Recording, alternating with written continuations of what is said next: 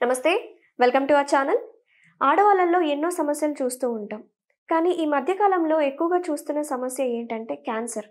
క్యాన్సర్‌ని మనం ముందే ఎలా గుర్తించొచ్చు? ఎలాంటి ప్రివెన్షన్స్ చేసుకోవాలి? అనే విషయాలు తెలపడానికి మనతో పాటు ఉన్నారు ప్రముఖ gyno oncologist doctor Sai Lakshmi Diana గారు from Apollo hospitals, Hyderabad. Doctor గారిని అడిగి మరిన్ని విషయాలు తెలుసుకుందాం. నమస్తే డాక్టర్ గారు. నమస్తే అన్న. డాక్టర్ గారు, ప్రస్తుతం మహిళల్లో చూసే సమస్య క్యాన్సర్. ఈ మధ్యకాలంలో 85% వరకు మహిళలు క్యాన్సర్ బారిన పడుతున్నారు.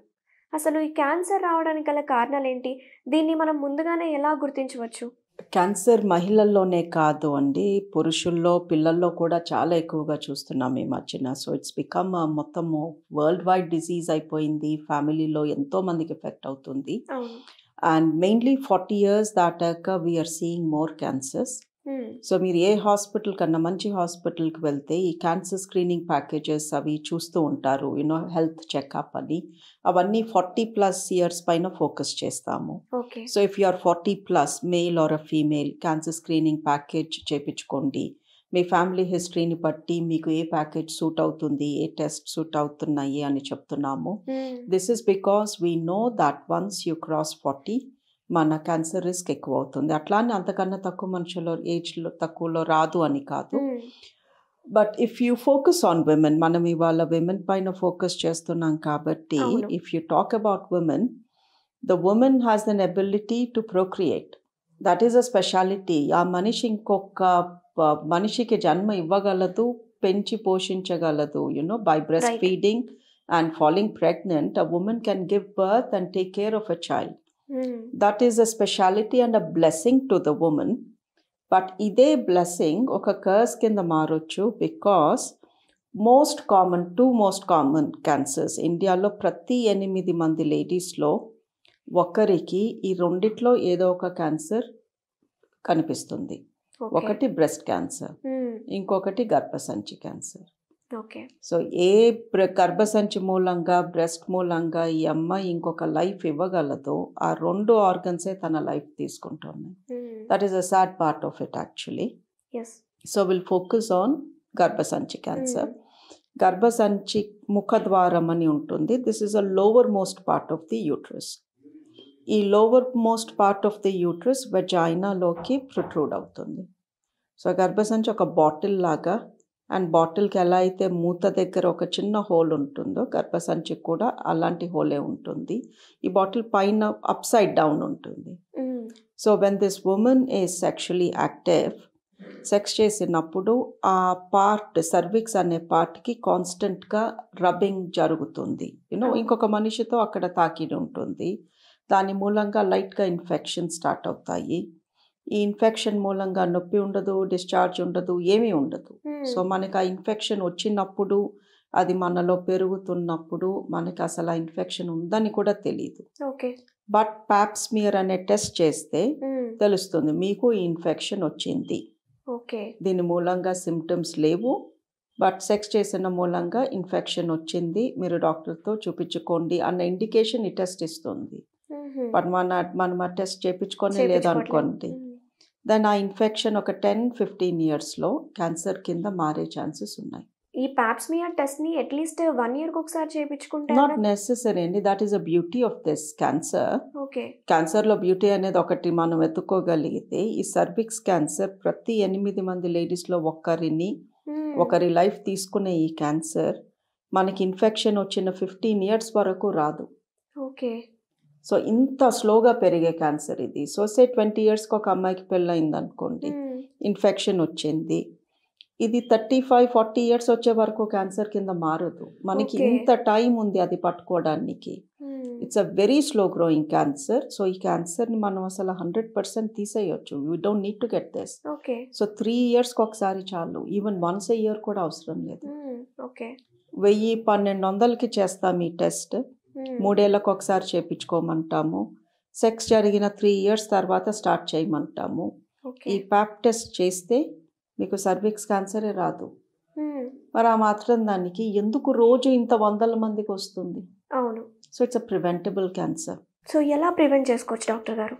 Same thing, once you are been sexually active, family life start చేసిన 3 yearsకి గైనకాలజిస్ట్ని కలిసి ప్యాప్ స్మియర్ చేసుకుంటే ఓకే. టెస్ట్ నార్మల్ వస్తే మళ్ళీ 3 ఇయర్స్కి వెళ్ళి మళ్ళీ టెస్ట్ చేయించుకుంటారు. ఓకే.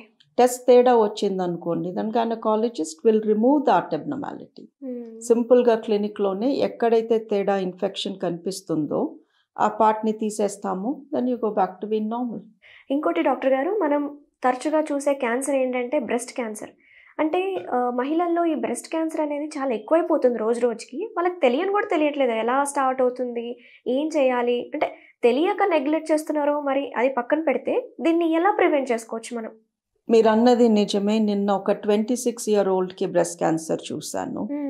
చూసే వరకు టెస్ట్ చేసే వరకు నాకే ఒక రకమైన భయం. 26 ఇయర్లో బ్రెస్ట్ క్యాన్సర్ ఏంటి, అసలు అమ్మాయి ఇంకా ఫ్యామిలీ లైఫ్ కూడా స్టార్ట్ చేయలేదు. ట్రూ. సో ఎందుకు ఇండియాలో ఇంత బ్రెస్ట్ క్యాన్సర్ ఎక్కువైందో మాకే డాక్టర్స్కి అర్థం కావట్లేదు. బట్ చాలా చిన్న వయసులో కూడా వీఆర్ సీయింగ్. బట్ ఈ సర్విక్స్ క్యాన్సర్ ఏదైతే మనం నివారించవచ్చు అనుకున్నామో ప్యాప్ స్మియర్ ద్వారా, బ్రెస్ట్ క్యాన్సర్ అలా కాదు. You can't prevent breast cancer. So breast క్యాన్సర్ని మనం ఆపలేము, బట్ తొందరగా పట్టుకోగలము. అయితే మనం ముందే ఎగ్జామినేషన్ చేసుకోలేమా బ్రెస్ట్ని? That's exactly what we do అండి. 40 ఇయర్స్ దాటాక అందరినీ మ్యామోగ్రామ్ చేయించుకోమంటాము. ఎవ్రీ 2 ఇయర్స్ కన్నా ఒకసారి మ్యామోగ్రామ్ చేసుకోమంటాము. మ్యామోగ్రామ్లో స్కాన్ చేస్తాము. ఎట్లా పొట్టల్లో బేబీ ఉంటే స్కాన్ చేయించుకుంటాము, అల్ట్రాసౌండ్. సో సేమ్ థింగ్ బ్రెస్ట్కి అల్ట్రాసౌండ్ చేస్తాము. అల్ట్రాసౌండ్లో ఏదన్నా చిన్న తేడా కనిపించినా లేదా ఫ్యామిలీ హిస్టరీ స్ట్రాంగ్గా ఉన్న బ్రెస్ట్ క్యాన్సర్కి ఎక్స్రే కూడా చేసి దాన్ని మ్యామోగ్రామ్ అంటాము. ద ప్రాబ్లం ఏంటి అంటే ఈ మ్యామోగ్రామ్లో కొంచెం ఎక్స్రే వెళ్తుంది బ్రెస్ట్లోకి, వెరీ లైట్గా. సో అందుకే 40 తర్వాతే చేయించుకోండి. ఎక్స్రేస్ కూడా మంచి కావు కదా, రేడియేషన్ ఎఫెక్ట్ అంటాము. బట్ 40 లోపు క్యాన్సర్ రాదా అంటే అది కాదు. సో ఎవ్రీ ఉమెన్, ప్రతి లేడీ తన పీరియడ్ అయిపోయిన 5th or 6th డే, ఎందుకంటే పీరియడ్స్ అప్పుడు కొంచెం బ్రెస్ట్లో స్వెల్లింగ్ ఉంటుంది, పెయిన్ ఉంటుంది, కొంతమందికి ఇబ్బందిగా ఉంటుంది బ్రెస్ట్లో పీరియడ్ టైంలో. సో పీరియడ్ అయిపోయింది అనగానే అదొక ఇండికేషన్. సెల్ఫ్ బ్రెస్ట్ ఎగ్జామిన్ చేసుకునే రోజు వచ్చింది. మీరు యూట్యూబ్లో చూస్తే lot of videos, self breast examination 2 to 3 minutes. పడుకుని స్నానం చేస్తున్నప్పుడు ఎలా ఒక లేడీ తన బ్రెస్ట్ని తను ఎగ్జామిన్ చేసుకోవాలి. And this should start at 20. 20 వరకు బ్రెస్ట్ డెవలప్మెంట్ జరుగుతూ ఉంటుంది. 20 తర్వాత ఇక బ్రెస్ట్ సైజ్ పెరగదు. లావ్ అయితే వేస్ట్ సర్కంఫరెన్స్ అవి పెరుగుతాయి, కానీ the cup size, the breast size remains the same. So 20 తర్వాత పీరియడ్ అయిపోయిన తర్వాత every lady should spend 2 minutes to do this. ప్రతి నెల చేసుకుంటూ ఉంటే మీకు తేడా వచ్చినప్పుడు తెలిసిపోతుంది.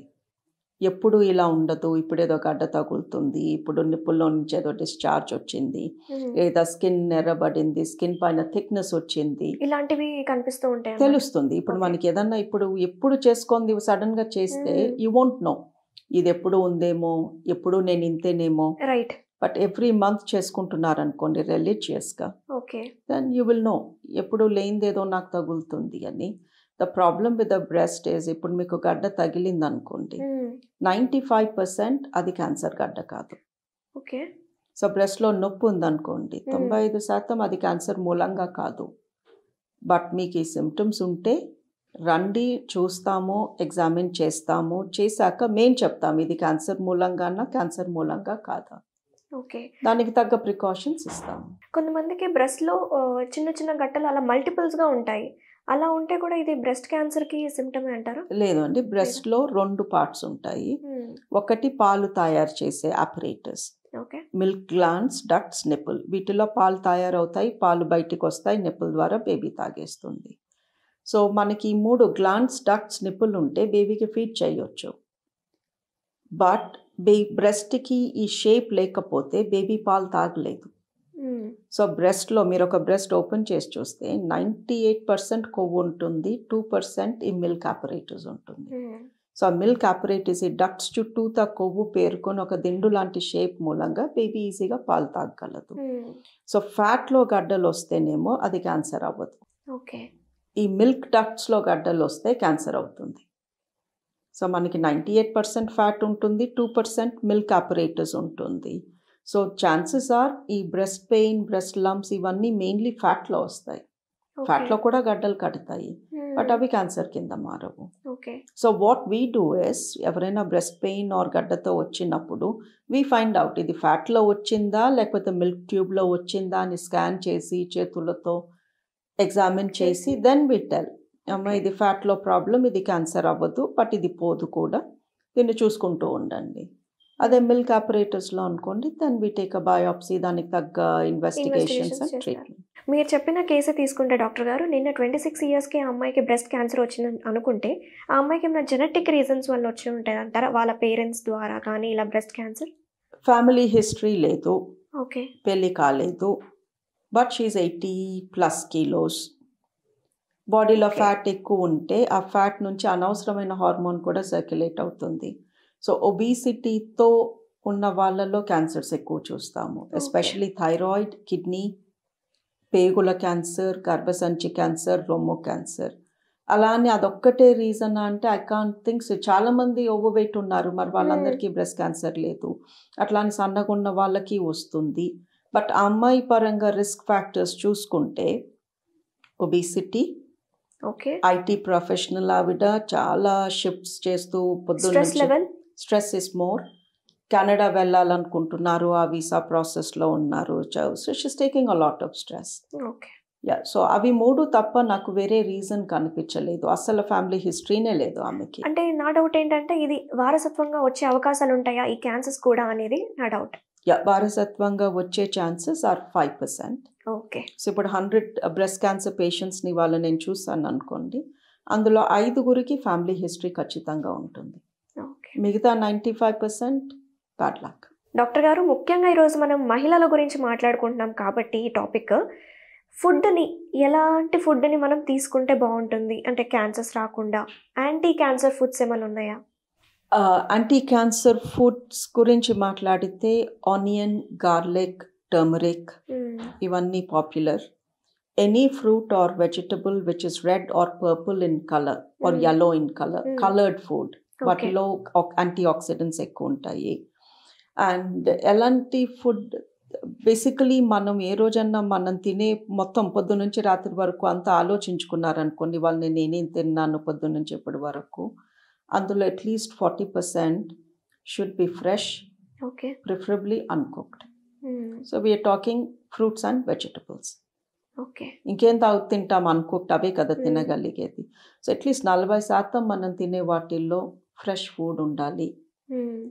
అండ్ లేడీస్తో ప్రాబ్లం ఏంటంటే టైంకి తినరు, రైట్. అది తిన్నప్పుడు ఒకేసారి ఇక బోల్డంతా తినేస్తారు, ఇంట్లో చాలా పనులు ఉంటే స్కిప్ చేస్తూ ఉంటారు. బట్ స్కిప్ చేసిన వీసీ ఒబిసిటీ. అది ఎలా జరుగుతుంది? సో అది తినే కొంచెం టైంలోనే you are eating a lot of calories. మళ్ళీ అది కూడా ఒబేసిటీకి ఒక కారణం. ఎస్. థ్యాంక్ యూ డాక్టర్ గారు, చాలా చక్కగా వివరించారు మాకు. క్యాన్సర్ని ఎలా ప్రివెంట్ చేసుకోవచ్చు, ముఖ్యంగా బ్రెస్ట్ క్యాన్సర్ని ఎలా ఎగ్జామిన్ చేసుకోవచ్చు అని చాలా క్లియర్గా చెప్పారు. Thank you. Thank you.